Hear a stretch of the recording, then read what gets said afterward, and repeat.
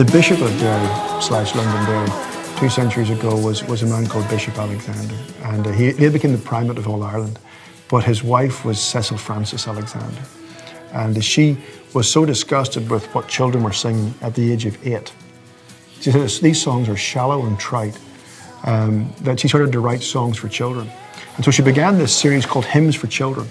And so he went through the Apostles' Creed. So she began with, "We believe in one God, Father Almighty, maker of heaven and earth." How do you teach kids that? So she gives children a sense of the creative beauty of the world. And she wrote, "All things bright and beautiful, all creatures great and small, all things wise and wonderful. The Lord God made them all." The purple-headed mountains, she explores all the senses, the river running by, the sunset in the morning that brightens up the sky, the cold wind in the winter, the pleasant summer sun, the ripe fruits in the garden. You can always taste them, you know. He made them every one. But she, from the start, gives children this sense that they live in a world that's extraordinarily beautiful. And that these children have a sense of beauty, a sense of meaning, a sense of dignity, a sense that, as the Psalms say, we're fearfully and wonderfully made. We don't eat and drink and be merry, for tomorrow we die or become a reality star. No, we're fearfully and wonderfully made by our Creator God in His love. And so she gave millions of children, at some level, direct or indirect, a sense of the dignity of being created in God's image, that we have value. He became incarnate, was born of a virgin, of course, as part of the Apostles' Creed. And being a dad with small children in a tour bus, when one of the children asks what a virgin is, you kind of run to the back of the bus and say, "Can you please talk to your mother?"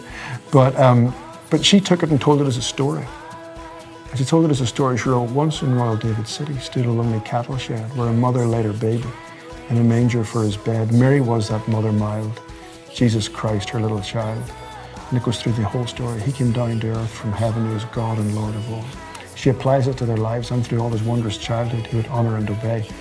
He obviously went in a tour bus, we'll say that. And then she gives a vision for the future, you know, and her eyes at last will see him, and not in that poor lonely stable. But these were songs written for 8-year-olds. These 6 verses were written for 8-year-olds, because she understood that for children to be deep, serious, respected, intelligent, creative believers with integrity of mind and thought, that they had to understand this stuff. And we live in a generation, almost 2 centuries later, where education is supposed to have moved on in leaps and bounds, and children are singing dumb stupidity. And we actually expect them to survive. We actually expect them to thrive. We actually expect them to have big thoughts about God and small thoughts about money.